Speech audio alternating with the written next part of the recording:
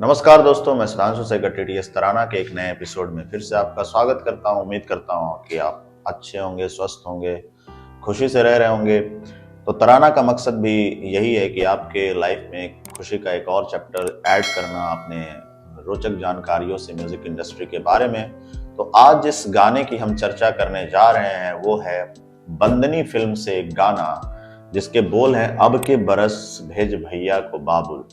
जी हाँ दोस्तों, ये फिल्म बंदनी आई थी 1963 में, जिसके डायरेक्टर थे बिमल रॉय और म्यूजिक दिया था इनका एस.डी. बर्मन ने, जो कि आर.डी. बर्मन बहुत नोटेड और वेल एस्टेब्लिश्ड इंडस्ट्री में जो एक म्यूजिक डायरेक्टर थे। आर.डी. बर्मन, उनके गानों को सभी ने सुना होगा। लिरिक्स थी शैलेंद्र और गुलजार साहब की। गुलजार साहब के बारे में एक रोचक जानकारी आपको थोड़ी सी दे दूं कि गुलजार साहब का ये डेब्यू मूवी भी कहा जाता है as a lyricist. Debut movie कहने का मतलब ये एज अ लिरिसिस्ट गुलजार साहब की पहली फिल्म थी, और गाना जो उन्होंने लिखा था एज अ लिरिसिस्ट उसमें इस फिल्म में ही लिया गया था पहला गाना, जो मोरा गोरा अंग लई ले। और अच्छी बात यह है कि एक रोचक बात यह है कि गुलजार साहब इस गाने को लिखने के लिए तैयार नहीं थे वो, क्योंकि इसमें असिस्टेंट फिल्म डायरेक्टर की भूमिका निभा रहे थे। लेकिन जो इस फिल्म के म्यूजिक डायरेक्टर थे एस.डी. बर्मन, उन्होंने किसी तरह से कन्विंस किया था कि तुम इस गाने को लिखो, तो उनकी बात पे उन्होंने गाना लिखा। और आज गुलजार साहब कितने नोटेड फिल्म मतलब गानों में वो लिरिसिस्ट आज के समय में कितने बड़े हैं, वो सभी इस बात से वाकिफ है। तो मैं आऊं अब गाने के ऊपर। तो अब के बरस भेज भैया को बाबुल जो गाना था, इसे गाया था आशा भोसले जी ने, जो लता जी की बहन थी।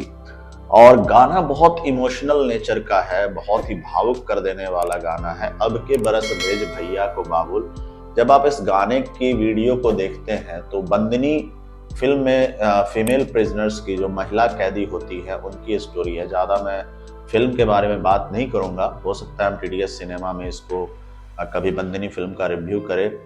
तो उस फिल्म में जो ये गाना पिक्चराइज किया गया है, तो वहाँ पे जेल में एक महिला कैदी गा रही होती है गाना, और वो अपने मायके को याद कर रही होती है, जिसमें भाई को ज्यादा मिस कर रही होती है। उसमें ये जो लिरिक्स है, अब के बरस भेज भैया को बाबुल। तो जब ये गाना रिकॉर्ड हो रहा था, आशा भोसले जी जब इस गाने को गा रही थी, तो जो म्यूजिक डायरेक्टर थे एस.डी. बर्मन, वो कहीं ना कहीं उस गाने से सेटिस्फाई नहीं हो रहे थे। उसमें जो फील चाहिए था, उस गाने में जो भाव आना चाहिए था, क्योंकि दर्दनाक गाना था, तो जितना दर्द आना चाहिए था उस गाने में, आशा भोसले जी ला नहीं पा रही थी। तो फिर एस.डी. बर्मन ने एक ट्रिक अपनाई। उनको पता था कि आशा भोसले जी और उनके भाई के बीच में कुछ संबंध उस समय मधुर नहीं थे। तो एस.डी. बर्मन साहब ने जानबूझ करके आशा भोसले जी के साथ उस जो मनमुटाव हुआ था उनके और उनके भाई के बीच, उसकी चर्चा की, ताकि वो भाई के बारे में एक इंटेंस फीलिंग को अपने अंदर महसूस कर सके आशा भोसले जी।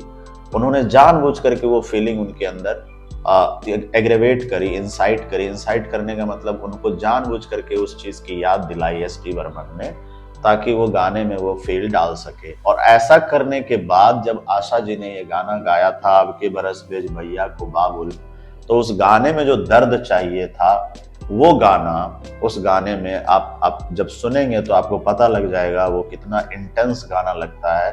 भाई और बहन के संबंध के गानों के में वो एक अलग ही स्थान रखता है।